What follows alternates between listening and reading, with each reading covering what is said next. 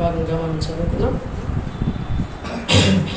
ఇది కూడా దావీదు రాసినటువంటి కీర్తన. ఇది కూడా ఇశ్రాయేలు ప్రజల యొక్క జీవితాన్ని మనం 104, 105, 106, 107 వరకు కూడా ఇంచుమించు మనకి ఇశ్రాయేలు యొక్క జీవితాన్ని ముందు పెడుతూ దేవుడు వాళ్ళ జీవితాలు ఏం చేశాడు అనే విషయాలు ఎక్కువగా రాయటం జరిగింది.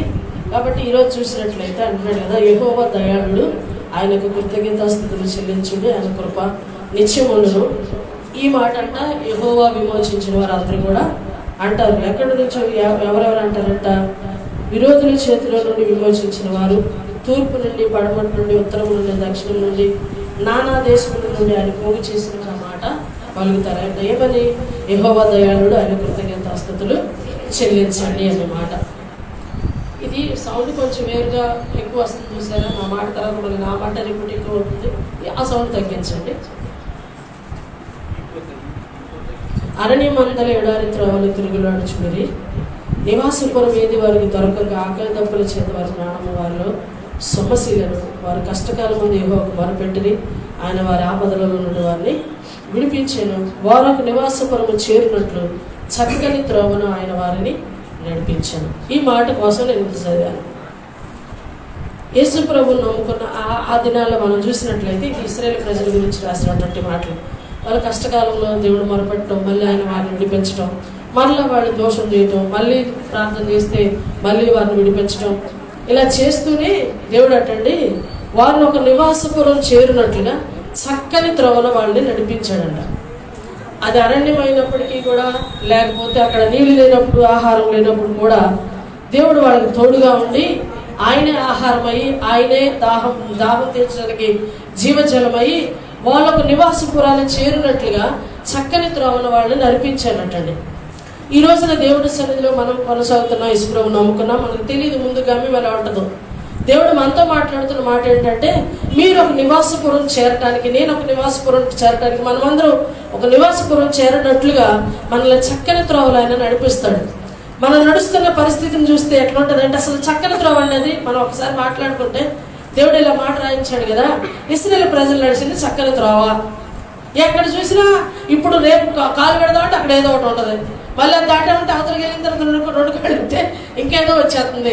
ఇది కాకుండా వెనక నుంచి ఒకటి తొలుగుతుంటాడు, పక్కడు గుచ్చుతూ ఉంటాడు, ఇటు పక్కడు పొడుస్తూ ఉంటాడు, అటు పక్కడు రావద్దు ముందుకు అంటాడు, వెనక నుంచి ఒకడు వస్తున్నాడు ఐగుప్తులో నుంచి.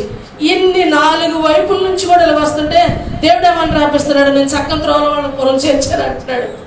కానీ నిజంగా మనం చూసినట్లయితే ఈ ఆత్మీయ జీవితంలో, ఈ ఆత్మీయ యాత్రలో ప్రతి ఒక్కరికి అనుభవం ఉంటుందండి. ఎదురు పరిస్థితులు ఉంటాయి, వెనక కూడా ఉంటాయి, పక్కన ఉంటాయి, ఇటు పక్క కూడా ఉంటాయి. ఇందులో కూడా మనం బ్రతికి బట్టగడుతూ అనుసరిస్తూ నడుస్తాం చూసారా, అది చక్కని త్రోవ అంటే. ఇశ్రాయేలు ప్రజలకి ఎన్ని శత్రువులు ఉన్నారు, కానీ ఏ శత్రువు కూడా వాళ్ళ మీద జయం పొందలేకపోయింది. ఇశ్రాయేలు ప్రజలకే దేవుడు జయం ఇచ్చాడు. ఒకవేళ ఇశ్రాయేలు ప్రజలు ఎక్కడన్నా చనిపోయారు, ఇదైపోయారంటే దేవుడు చేశాడు తప్ప శత్రువులకి దేవుడే అప్పచెప్పేవాడు. ఆయన శత్రువులు బలమైపోయి వీళ్ళు ఏ శత్రువు కూడా ముట్టుకోవాలో చంపలేదు. ఆ సందర్భాల్లో ఆయన కోపం వచ్చి ఇసుకుపోయి అప్పచెప్తూ ఉండేవాడే తప్ప ఎవ్వరు కూడా వాళ్ళ మీద జయం పొందలే. నేటికి కూడా అదే పరిస్థితి ఇశ్రాయేలు దేశానికి, ఆ ప్రజలకు కూడా. అయితే మనకి ఇప్పుడు వాళ్ళ కథలో, వాళ్ళ నిజ జీవితాల్లో ఈ జరిగిన విషయాలు, చరిత్ర చెప్తున్న విషయాలు మనకు అది కాదు. కానీ ఈరోజు మనం మాట్లాడుకునే విషయాలు చూస్తే, యెహోవా దయాళుడు, ఆయన కృప నిరంతరం ఉంటుంది. ఆయన విరోధుల చేతిలో నుంచి విమోచించిన వారు ఈ మాట పలుకుతారు. ఏమని? ఆయనకు కృతజ్ఞతాస్తుతులు చెల్లించండి అని అంటారట. ఎందుకో తెలుసా? వాళ్ళకు నివాసపురం చేరడానికి దేవుడు చక్కని త్రోవను నడిపించాడు. మనల్ని కూడా మనం ఒక నివాసపురం చేరేదాకా దేవుడు మనల్ని ఈ లోకంలో, ఈ ఆత్మీయ యాత్రలో మనల్ని కూడా దేవుడు తప్పకుండా నడిపిస్తాడు కదా. మనం కూడా అనాలి, ఆయన కృప నిరంతరం ఉంటుంది. ఆయన కృపను బట్టి మాత్రమే మనం దేవుడి సన్నిధిలో నిలబడగలుగుతున్నామండి. ఆయన కృపను బట్టి మాత్రమే ఆయన ఆరాధించగలుగుతున్నాం. మన నుంచి మన భక్తి కానీ, మన యథార్థత కానీ, మన మంచితనం కానీ ఏది కూడా దేవుడు ఎదుట పనికిరాదు. అది దేవుడు అంటున్నాడు ఊరికి గుడ్డలని.